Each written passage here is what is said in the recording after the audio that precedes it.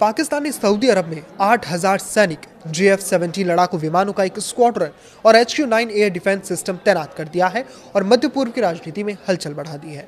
ये तैनाती ऐसे समय में हुई है जब पाकिस्तान ईरान और अमेरिका के बीच युद्ध विराम और शांति वार्ता में अहम मध्यस्थ की भूमिका निभा रहा है।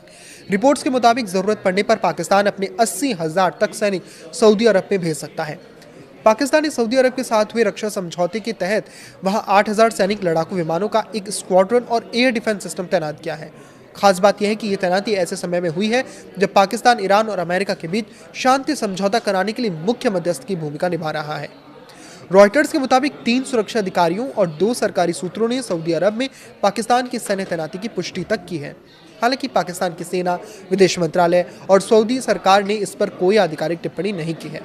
पिछले साल दोनों देशों के बीच हुए रक्षा समझौते की शर्तें गोपनीय रखी गई हैं, लेकिन दोनों पक्ष ये कह चुके हैं कि किसी भी हमले की स्थिति में पाकिस्तान और सऊदी अरब एक दूसरे की रक्षा करेंगे।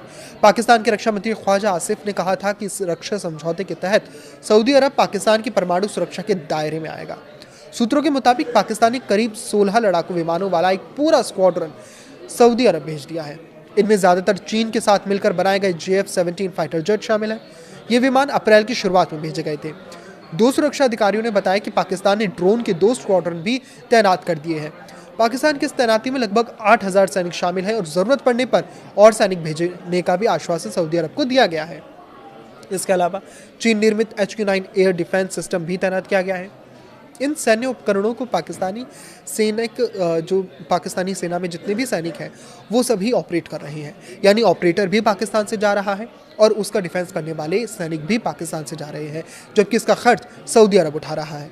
एक सरकारी सूत्र ने बताया कि गोपनीय रक्षा समझौते में जरूरत पड़ने पर 80,000 तक पाकिस्तानी सैनिकों को सऊदी अरब भेजने का प्रावधान है, ताकि सऊदी सेना के साथ मिलकर उसकी सीमाओं की सुरक्षा की जा सके। 2 सुरक्षा अधिकारियों ने यह भी दावा किया है कि इस समझौते में पाकिस्तानी युद्धपोतों की तैनाती भी शामिल है। हालांकि स्पष्ट नहीं हो सका है कि कोई युद्धपोत सऊदी अरब अब तक पहुंचा है या नहीं।